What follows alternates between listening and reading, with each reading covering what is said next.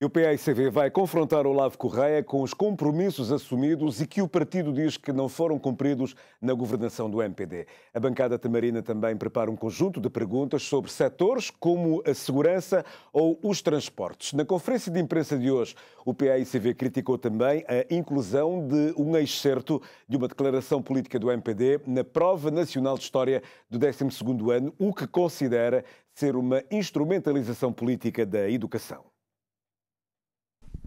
O PAICV promete confrontar o vice-primeiro-ministro e ministro das Finanças com compromissos assumidos e não cumpridos durante a governação do MPD, visto que, conforme o maior partido da oposição, é chegado a hora de prestar contas aos cabo-verdianos em quase 10 anos de governação do MPD. Grandes infraestruturas para a área da saúde, de infraestruturas aeroportuárias, de infraestruturas viárias. Estamos a falar da questão, por exemplo, dos 45 mil postos de trabalho, que também foi um grande compromisso do movimento para a democracia. Se olharmos para os grandes compromissos que o movimento para a democracia fez e disse aos cabo-verdianos que estava em condições de cumprir em 2016, depois compromissos requentados em 2021, nós vamos ver que há muito o que se prestar contas, porque há muito por fazer e não há tempo para a concretização dessas promessas. Outros setores que vão merecer perguntas ao Executivo são a segurança, tendo em conta a perda de vida de um adolescente no passado sábado, e também os transportes.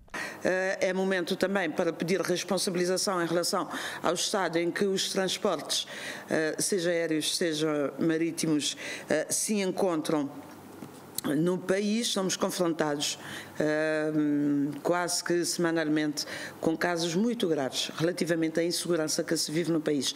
E o último caso verificado foi aqui na Chada Santo António, com um caso da perda da vida de um jovem. Ainda a polícia não disse se tratou de um homicídio ou de suicídio, mas a perda da vida de um adolescente de 14 anos. O maior partido da oposição também traz ao plenário denúncias relativas ao setor da educação. Um dos temas é a fuga da Prova Nacional de Inglês, registada em pelo menos 3 escolas, que o PAICV classifica como muito grave. E um outro ponto é a inclusão na Prova Nacional de História do 12º ano, um excerto de uma declaração política do MPD, que o partido tamarina considera ser uma instrumentalização política da educação.